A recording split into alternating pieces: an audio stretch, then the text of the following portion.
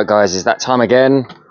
It is the time where we need to lubricate the Makita plunge saw once again. It's getting really stiff to plunge it, getting quite dangerous to use, so apologies for the noise. We are doing some CNCing at the moment. A door like so. Okay, that's the test piece. But it's doing its thing over there, so excuse the noise. Sean's over there oiling away. You can see how stiff it is to move. So it's not springing back at all. And even when I lift it from the handle, it doesn't want to spring down. Really dangerous. Get as much of the dust out of the nooks and crannies as possible. That's what I'll be doing first. Yeah, I'll show you where we need to lubricate. Right guys, I solved it pretty quickly after I did a couple of little bits, all right? So stay tuned to the end. There's a bit of decent information right at the end that's going to really help you out and make your life so much easier. So yeah, don't go anywhere. Watch the whole video because it's all very useful information. So enjoy the video.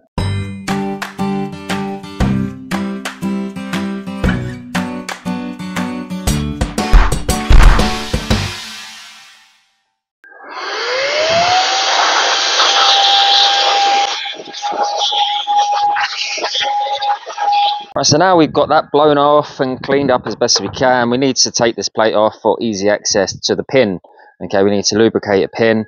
We're going to simply undo 4 screws, 4 Phillips head screws, 1, 2, 3, 4.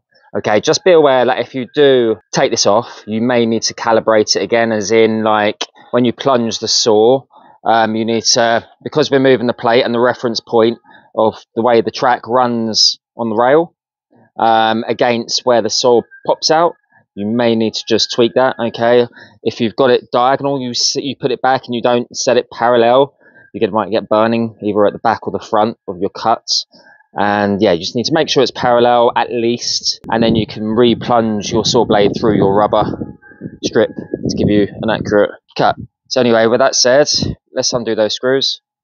Right, so guys, make sure your saw is unplugged even before you start blowing off the dust and before you do any work, obviously.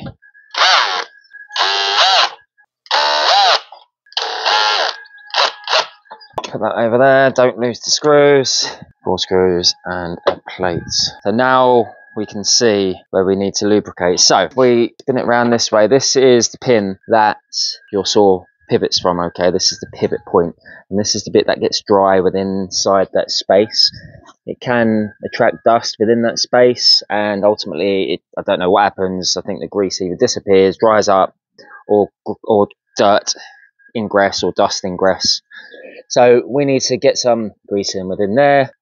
This is the pin, the screw that you need to undo to allow to get within that void within the pin, to put the grease within that space. So let's undo that, but before we do, I'm going to blow that dust off because obviously the blower didn't get to that space just there. Right, Allen key, I believe it's a 4mm Allen key, and we're just going to remove that, okay, and get that screw out the way to reveal the void within. Right, so talking about what we're going to pump in there, okay, yeah, maybe someone in the comments can actually say what the perfect grease is. Not too sure. I've looked around, can't see any information on this. Anything is better than nothing, so use what you want to use and see how it works. Right, so I've dug out this, okay, like I said, use anything that you want, maybe nothing too thick and heavy. I'm going to try this. You can see it's been around since the dinosaurs, but yeah, it's got a straw on it, which is quite handy. Yeah, we're just going to put some in that hole, and it's taking it. It's not filling up. Right, let's give that a wiggle. I remember doing it last time and it took a while to work in. That's a little better. I'm going to put that screw back in.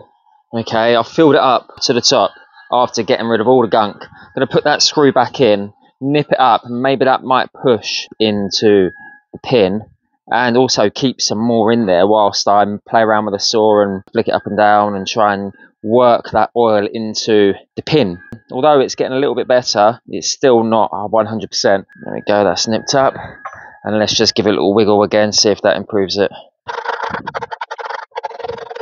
Right, so I've done it. As you can see, just drops down on its own really nicely. And it kind of just went. It was really stiff.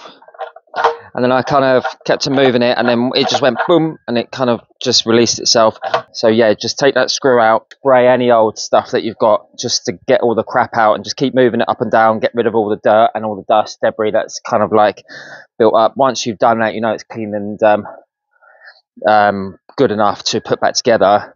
What I did use is I used some lubricant from my 3D printer. It's kind of like a gloopy, clear, thick lubricant. Okay, and I pumped that in there upside down, like so. It was just rested inside the hole. Then I closed it, but then I realized as I closed it and I was forcing that liquid in, there was too much in there. It got even stiffer. So I released it a turn, moved it up and down, and it just went, and then it went really, really easy. And then I just nipped this screw back up just to close it off, and it's absolutely perfect now. So yeah, that is what you need to do now. So you can salvage your saw if you feel like it's not going to move. That's exactly what you need to do. Get rid of all the crap. Then right at the end, put some decent lubricant in there, some thick, relatively gloopy stuff in there. And maybe somebody might point to a decent lubricant, put that in the video description. Yeah, and then all you need to do is put it back together the way that we took it apart. 4 screws on the plate, line that plate back up. Make sure that you do line it up, otherwise you're going to burn your material as you cut. And yeah, I think that's it, guys. Hopefully you can see me, bit of the cuff video, but I hope you have enjoyed the video and found it helpful. If you have, like and subscribe, and leave a comment, because that tells YouTube that this is a decent bit of content. Other than that, guys, have a great Friday. I'll see you next Friday. Take it easy. Ciao for now.